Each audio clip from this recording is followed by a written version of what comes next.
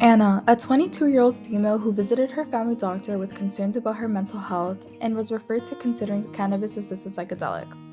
Anna, like many others, hasn't heard much about psychedelics and wishes to learn more if this is the right option for her.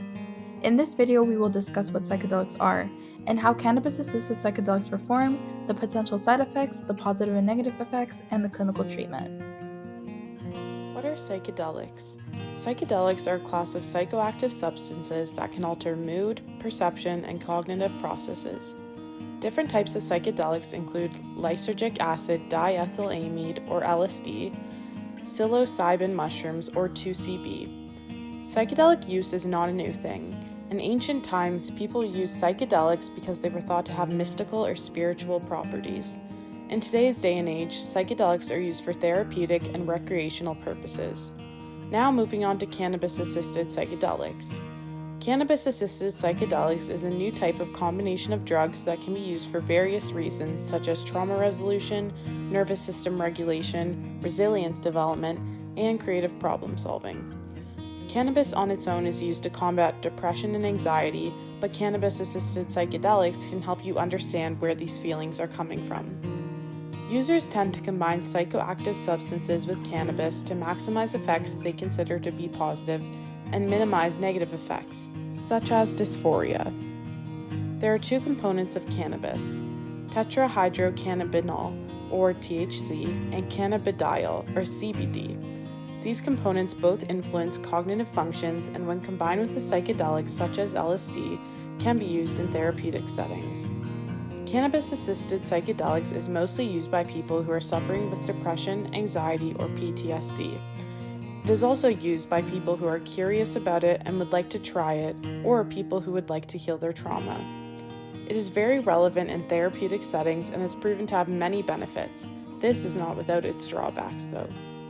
Alright, so now we'll be discussing the positive effects of cannabis-assisted psychedelics.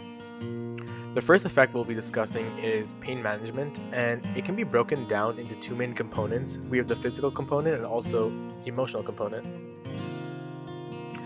In regards to physical pain management, components in cannabis-assisted psychedelics, primarily THC, can reduce pain by binding to endocannabinoid receptors on the body, and this can alleviate pain from conditions such as arthritis, chronic pain, and migraines.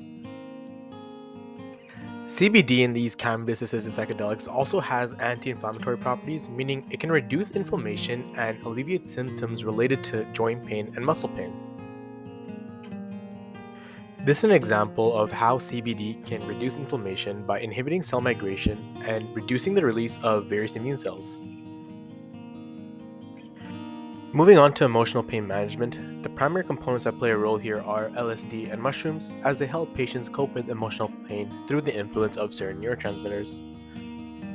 LSD primarily acts as an agonist at different serotonin receptors. By binding, it disrupts serotonin transmission and leads to shifts in emotional processing, and this alleviates symptoms of hopelessness, depression, and anxiety. The second major effect we'll be discussing is cognitive flexibility, and what I mean by this is that cannabis-assisted psychedelics allow individuals to adapt to new situations more efficiently, leads to better problem solving, creativity, and adaptability in different changing environments. The main three components in cannabis-assisted psychedelics that play a role here are CBD, THC, and LSD. Firstly, CBD enhances neurogenesis, and this is basically the generation of neurons. This occurs in the hippocampus part of the brain and is important for memory learning.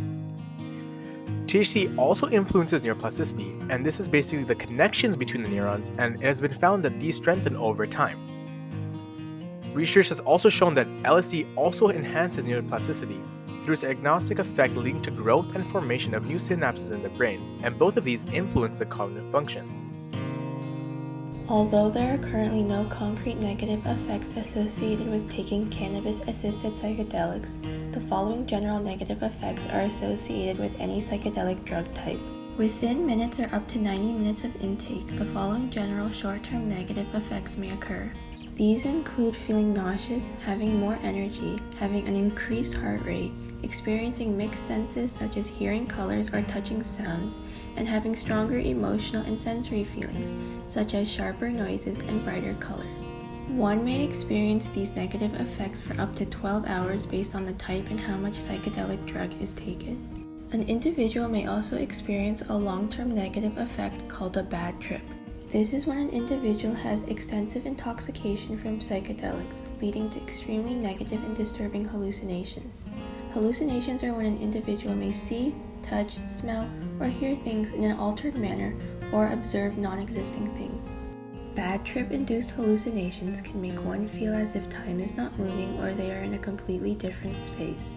At its worst, bad trips can result in erratic and life-threatening behavior such as self-harm or running across roadways. Furthermore, bad trips can result in highly intense feelings of fear, panic, anxiety, and distress or emotionally alarming mood swings. Bad trips can last for hours, days, weeks, and even months.